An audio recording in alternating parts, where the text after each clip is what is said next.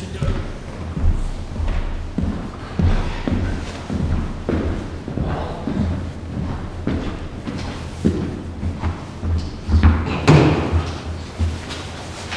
I'm assuming this won't be a contentious meeting.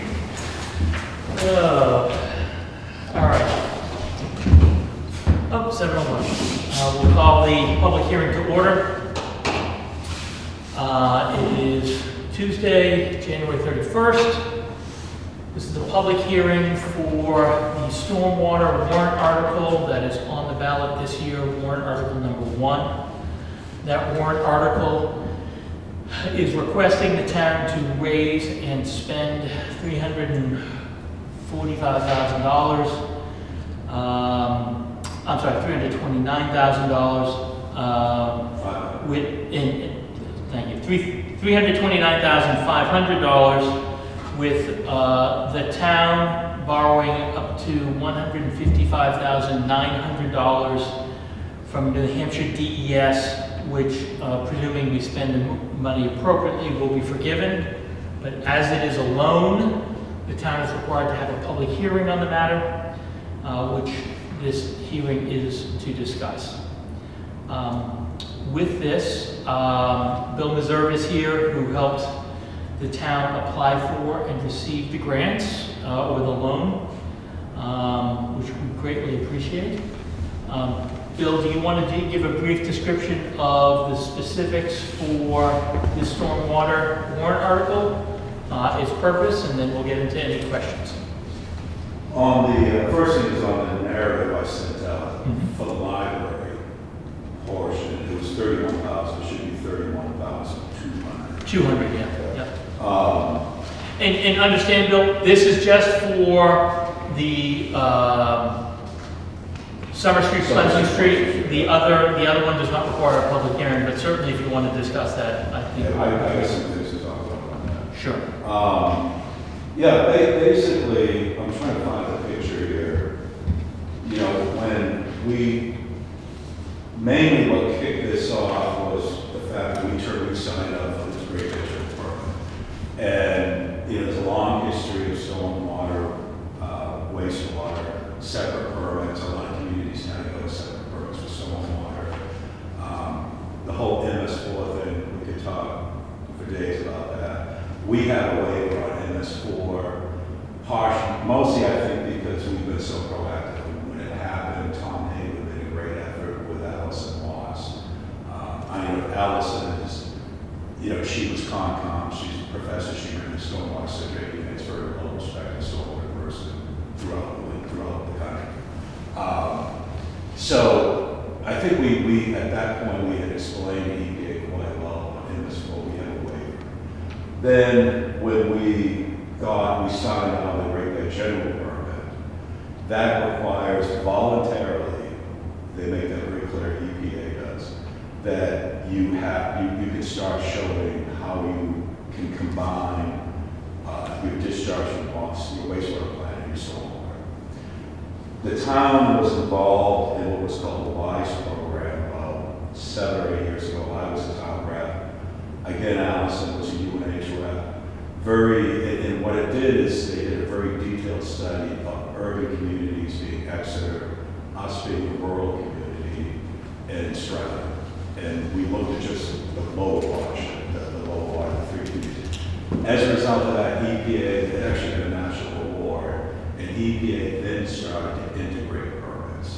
And integration means they're going to let you combine your efforts on your stormwater with your wastewater.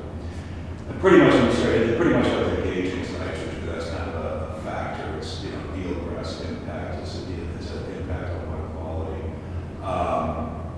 What that study showed was that if you make efforts, that the EPA wants to see communities that have done efforts in protecting their stormwater, that they get credit for that. So we very fortunately, you know, I'll speak out of the planning, but we put regulations in. We were one of the first communities in the Great Bay watershed, you know, 58 communities had a very good stormwater regulation. And part of this, Allison working with us with the planning board, We've always had very good, we have 150-foot buffers on the rivers. We have very strong wetland buffers. All of that combined, EPA, I think has looked very favorably on it. I've talked to the guy that runs the stormwater program for EPA. He seems very pleased with where we're at. But what's going on now, we signed on this permit. All these communities are doing reporting. And what I'm doing now is, a lot of these communities don't have stormwater regulations in place yet. We do. A lot of good things happening. So just kind of an example of what's going on with reporting is, I think the Irving Station is the best example. So every parcel is identified in the town, how much impervious surface it has. That's kind of the critical thing, is impervious surface. So the gas station, they showed a runoff before they built what they did over there. And so it's a negative. When they redesigned the layout there, they actually take all the water, it goes up back, it goes moved out back, it infiltrates, it's treated. That ends up being a net positive. So that's good. That's our stormwater. Because the water is not coming off the property until it's treated. That's our stormwater regulations, in action, working. And we've had, there's 4 other ones that we're working on. I'm working on it, go away, you and actually get it in the system. This all took place since 2013, since we had the stormwater regs in. Strata Tire, you go down there, there's a little detention hall. The new development up on Old Lee, there's one. Lily Lane has one. Everything that's happened, I think Dunkin' Donuts has one I'm looking into now. One of them that did go in place is behind Newbrook, the O'Neill big warehouse out here. They started construction and they put a treatment system in, so we're trying to get credit for that. It's basically just treats their backyard and not the parking lot to go and they get in the building. So that's where we're at. And then simultaneously, I think 3 or 4 years ago, we talked about asset management. We didn't know where anything was in town, water, sewer, waste, drainage. So state gave us $37,000, I think, to do an asset management. So we now have a very good system. There's water, sewage, and stormwater. From that, last year, spent some time with Brian, we prioritized what are 4 hotspots in town. The biggest one is Pleasant Street and Summer Street. The other one is, there's a pipe up behind, I call it Newbrook, it's the old, Kingston Moore out behind here, that we were concerned about collapsing. The other one that we prioritize is the parking lot right here. It's just a lot of runoff, it's a lot of DOT runoff, but can we do something with getting some of this water that just goes down the hill, floods down below?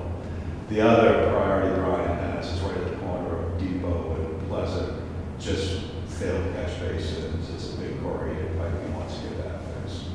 So all in all, that's where the priorities were. So I started looking into, let's get some money for Pleasant in summer.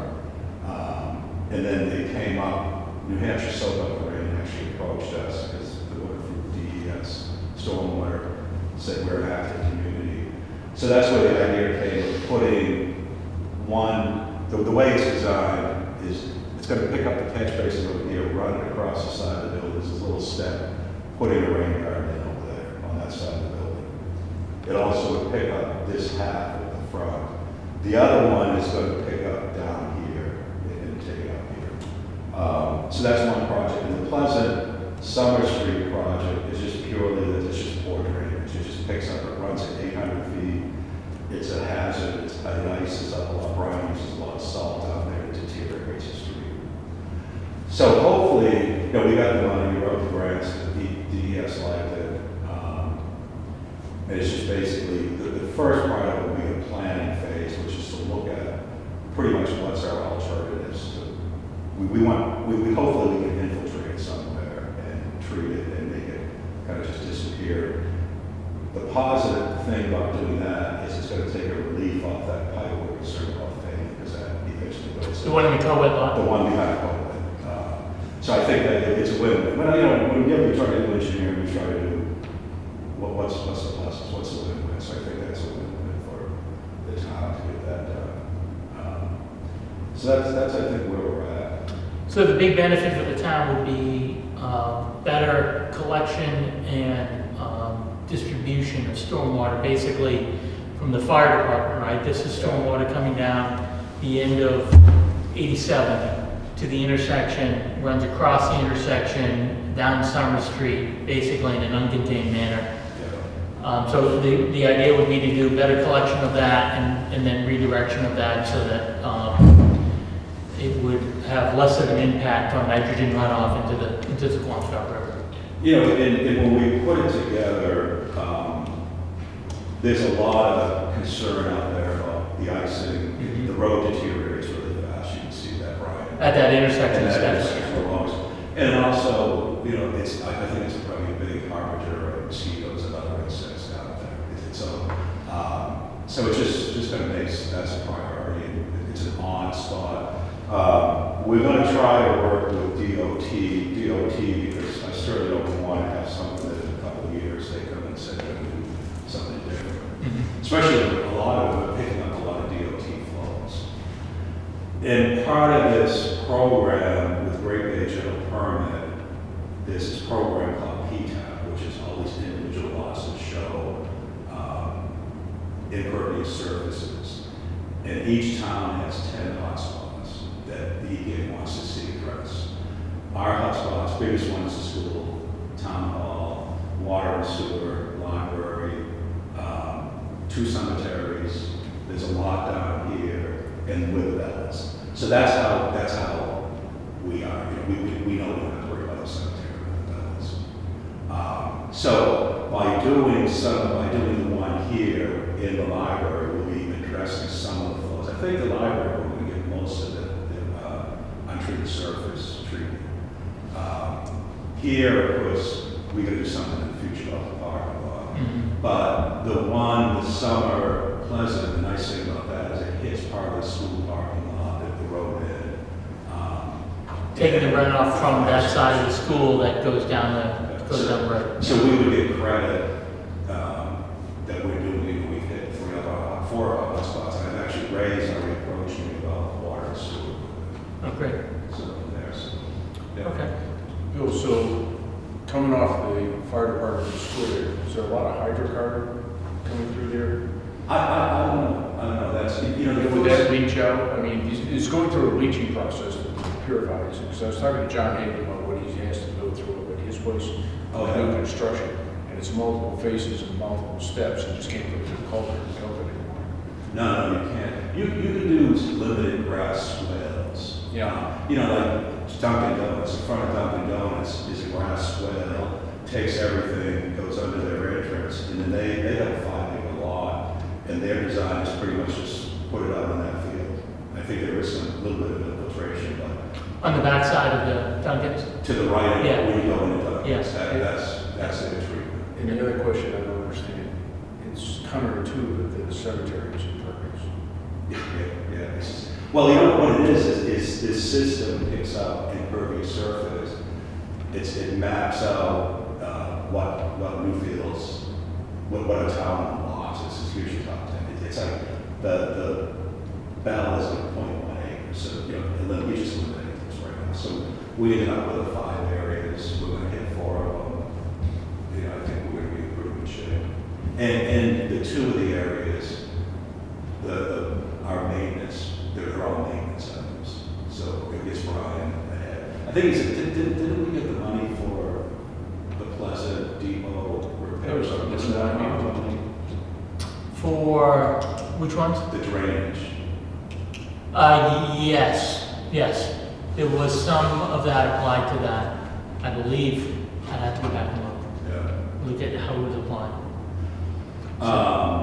So, because I've done hundreds of public meetings, you always sit down with the team and you say, what are people going to ask us? Just to kind of start thinking. I think, you know, the Depot Pleasant one is pretty much, pretty straightforward. One of the questions I can see somebody asking is, if this is to relieve future potential cost of upgrading the wastewater plant, why is the entire town, looking to be paid, making them pay for it? And I think the answer to that is that the way EPA looks at this is if the town has anything going into the watershed, they have to address stormwater. We have everything going into the watershed, either the gas or the swamps.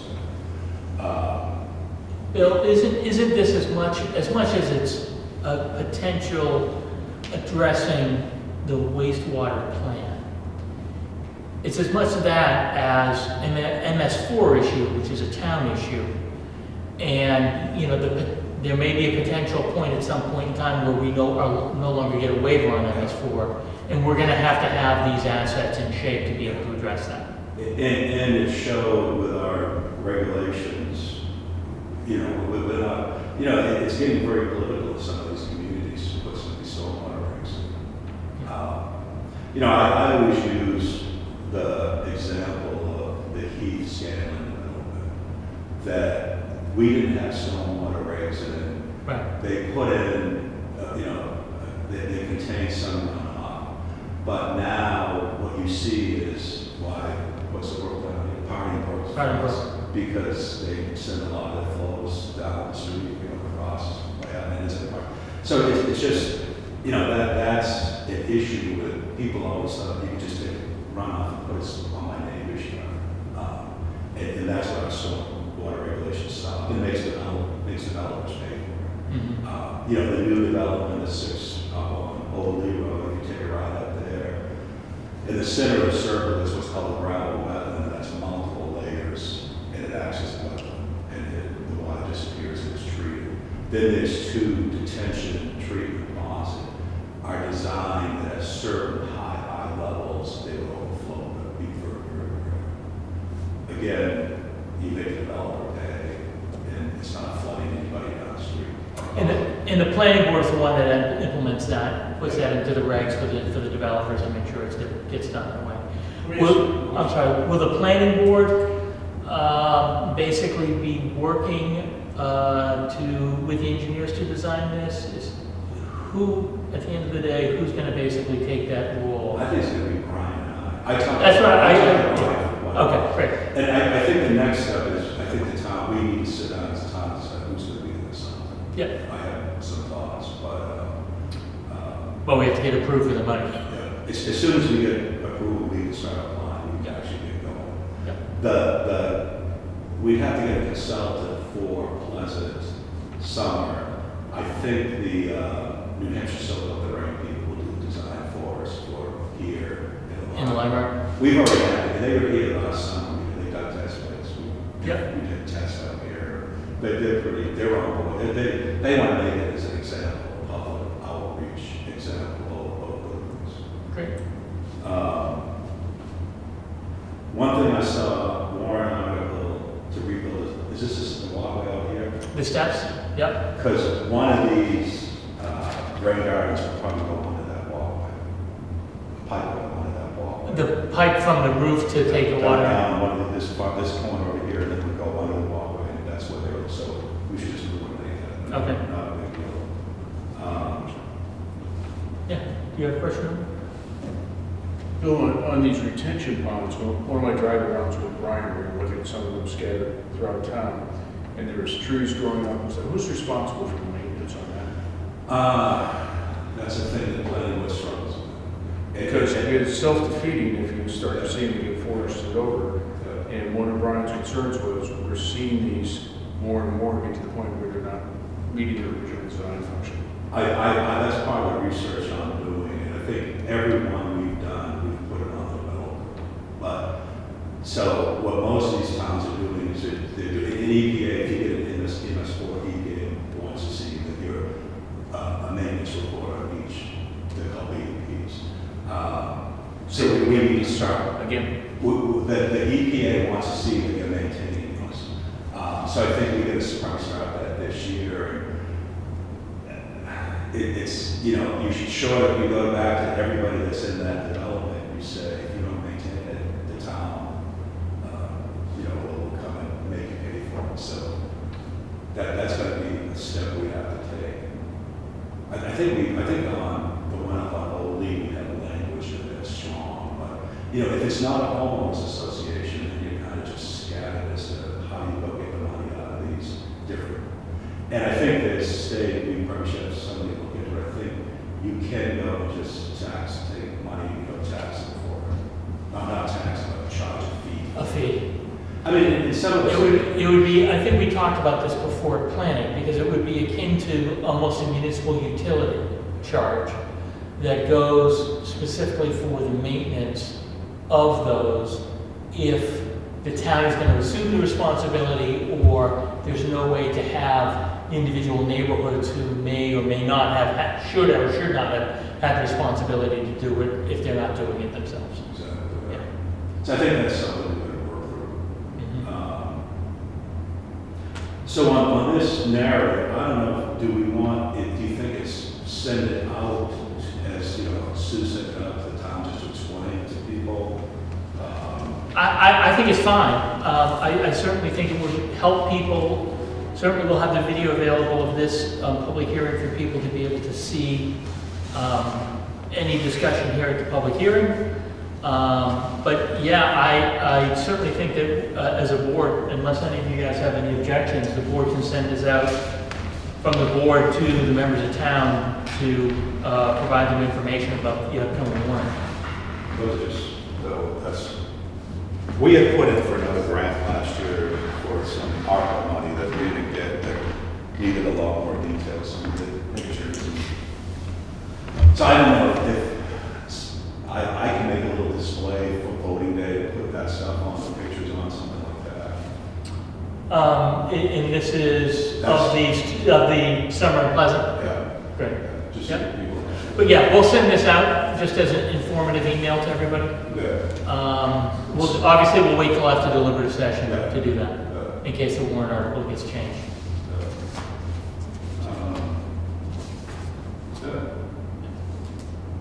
Oh, the other question that came up was maintenance of, if we put these in, who's going to take care of the maintenance of the rain gardens at the library? I guess I'll have the garden club, because I had met with the garden club, met with Carl, and Carl was around doing through that. We had walks out there, we had walks out here. And that was, they take care of their own maintenance, I guess, right? The garden club doesn't. So yeah, and I think when we did the walk around about this with Lynn from the garden club, I mean, they certainly showed an interest. I think we should be able to coordinate that, you know, between the garden club and the town to basically make sure that maintenance is being done. At the end of the day, they're town property, so the town has ultimate responsibility. But you know, if the garden club is certainly showing an interest in doing the maintenance, we'll work with them to make sure it gets done. I just don't want to say they're doing it. No. Until we get them. Yeah. You know, you can make some of these just rock, right? No bushes, it's just rock at first with no maintenance. It's if the garden club or somebody wants to dress them up. I guess the other thing I just saw on my notes here is part of the Pleasant Summer was where are we going, where are we going to study to put the flows? And you and I have talked at length about. To put the what? To put the flows, to infiltrate, to treat it. You know, the town has some conservation land out there, but Yep. I think we're going to look at all the options. You know, what we can, you know, other lots we can send it to or whatever. I mean, what Bill's referencing is ideally a lot of that flow, whether it's all of it, some of it, if we could infiltrate it into some of the land, that means it's not necessarily having to go down through the co-ed pipes and then out to the river directly. And again, this just provides a greater benefit for us as we address MS4 and nitrogen into Great Bay, with respect to the town taking action to comply with the general permit. That's over at Phillips Exeter. That's what an infiltration system would look like. You know, it's not something really ugly.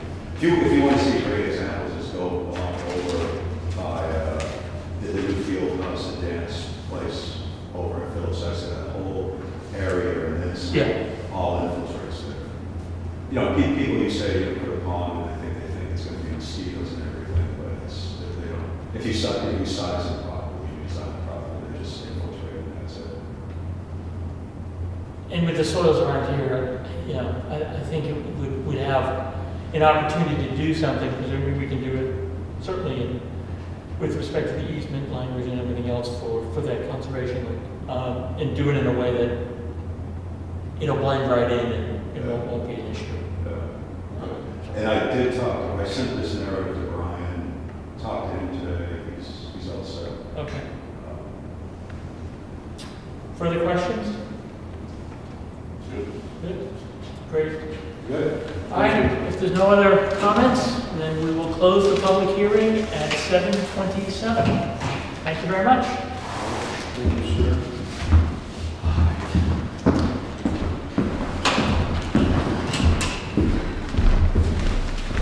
Who's the best editor? Edit downstairs. What's that? Who can edit this document for me? Sue or?